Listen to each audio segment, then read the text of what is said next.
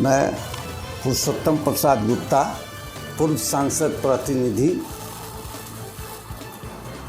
आप चुनाव लड़ने आए हैं, किस विधानसभा का चुनाव लड़ रहे हैं, ये बताइए। मधुबनी जिला का 33 खजौली विधानसभा से मैं चुनाव लड़ रहा हूँ निर्विद्वार के रूप में। मेरा चुनाव चिन्ह है मोती का माला। आप चुनाव लड़ने आए हैं, लोगों के बीच क्या मुद्दे लेके जा रहे हैं, क्या कुछ ऐसा कह रहे हैं कि लोग आपसे जुड़ पाए? सबसे पहले मैं जनता से यही कहूँगा कि मैं निस्वार्थ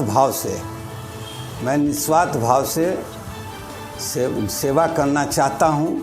और मेरा इतिहास है कि मैंने आज तक कभी किसी को ठगने का काम नहीं किया है, झूठ सही नहीं बोले, झूठ बात मैं नहीं बोला हूँ। और मैं जो भी कहता हूँ उस पर अमल करता हूँ कि मैं उस चीज़ को पूरा करूँ। ये खजौली विधानसभा में 3 प्रखंड आते हैं, बासोपट्टी, खजौली, जयनगर प्रखंड। तो खजौली विधानसभा में जयनगर प्रखंड का जो विकास होना चाहिए वो विकास नहीं हो रहा है। और मैंने बीजेपी का मैं सक्रिय सदस्य रहा हूँ, आज से नहीं, पिछले 30-40 सालों से मैं हूँ सक्रिय सदस्य हूँ। इसके हर कार्यक्रम में मैं बढ़ चढ़ कर हिस्सा लिया हूँ।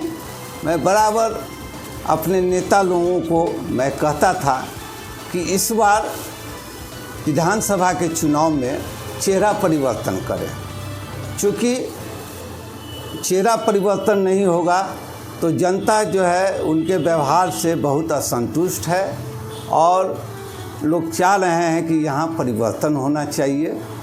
अगर किसी दूसरे चेहरा को दिया जाता है, चेहरा परिवर्तन किया जाता है तो पार्टी की जीत निश्चित है, यह मेरा पूरा विश्वास है।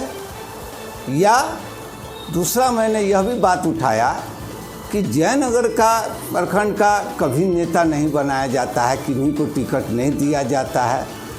तो इस दोनों बात को पार्टी ने नहीं माना, नहीं स्वीकार किया।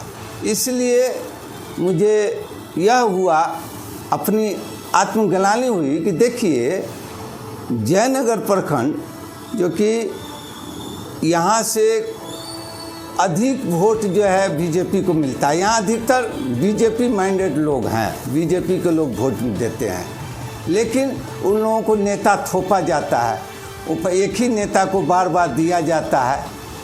इसीलिए मैंने कहा कि नहीं, मैं जनता के बीच में आया हूँ।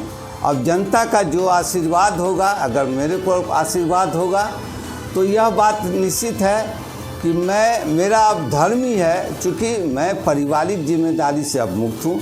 मुझे परिवार के लिए अब कोई चिंता की बात नहीं है। मैं चाह रहा हूँ कि मैं जनता का जो भी सेवा कर सकूँ निस्वार्थ भाव से करूँ। कोरोना काल में भी मैं अपने माध्यम से लोगों को खाद्यान्न वितरण किया है, लंगर भी चलाया हूँ। और नेता लोग घर में रहते थे, लेकिन फिर भी मैं कोरोना काल में मास्क वगैरह भी वितरण किया हूँ, साबुन भी वितरण किया हूँ।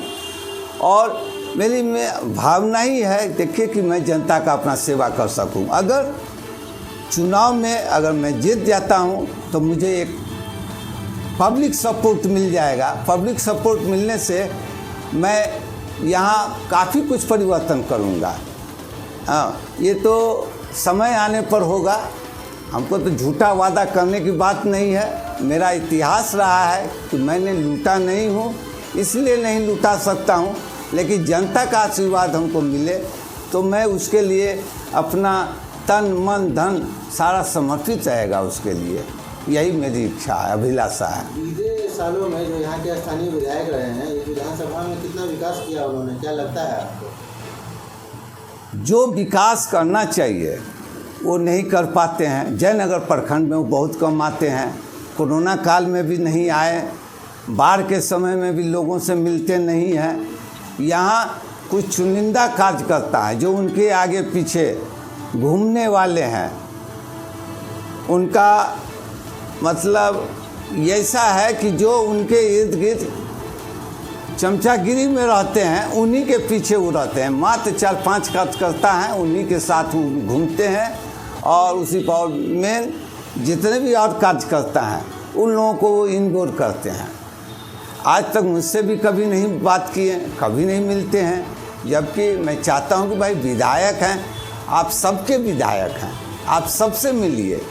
लेकिन यहाँ का जनता भी कहती है अरे विधायक जी नहीं आवे है, कोनो कार्यकाल में नहीं आवे है, हाँ तो कौन फायदा ओकरा जीतला से।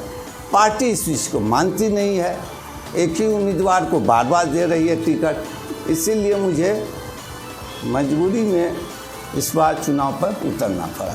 अगर आप चुनाव जीत पाते हैं तो आपकी प्राथमिकताएं क्या होंगी इस क्षेत्र के प्रति और जनता के प्रति? जनता के प्रति निस्वार्थ सेवा, और मैं हमेशा सर्वसुलभ रहूँगा। जब भी जनता मुझे याद करेगी मैं उसके लिए हमेशा तत्पर रहूँगा। जीतने के बाद अक्सर देखा जाता है कि देखिए, कहने के लिए तो ऐसे बहुत सारे नेता हैं।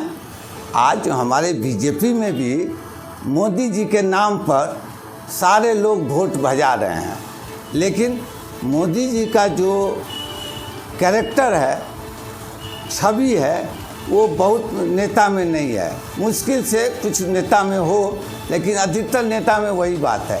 मेरे आदर्श पुरुष हैं नरेंद्र मोदी जी, आदरणीय नरेंद्र मोदी जी, और मैं हमेशा उनके रास्ते पर, बताए रास्ते पर चलना चाहता हूं और मैं चलूँगा भी।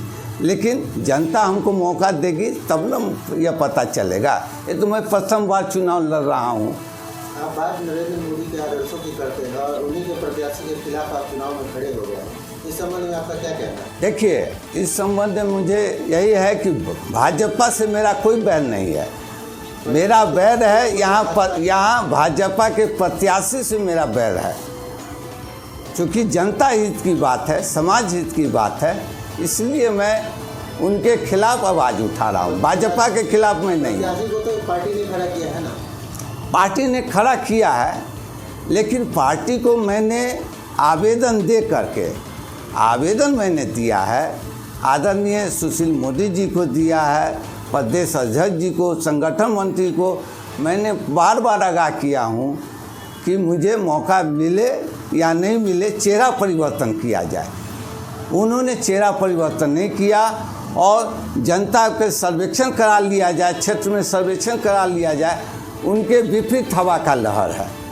इसलिए मोदी जी के भी नाम पर वो अगर चाहेंगे तो उनका चीज़ इस बात सुनिश्चित नहीं है।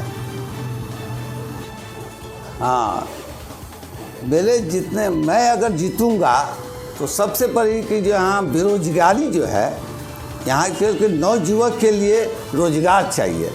नौजुवक लोगों को रोजगार मिल जाएगी तो उन लोगों के लिए एक बहुत बड़ी बात हो जाएगी, ये बहुत बड़ी उपलब्धि होगी। इसके लिए मैं प्रयास करूँगा। कोई अगर उद्योग धंधा भी लगने वाला होगा, कोई फैक्ट्री लगाने वाली बात भी होगी, तो मैं उसके लिए भी करूँगा प्रयास। और सबसे पहले मैं गणमान्य लोगों का एक शिष्टमंडल बनाऊँगा और उन लोग जो निर्णय लेंगे उसको मैं पूरी रूप से पालन करूँगा।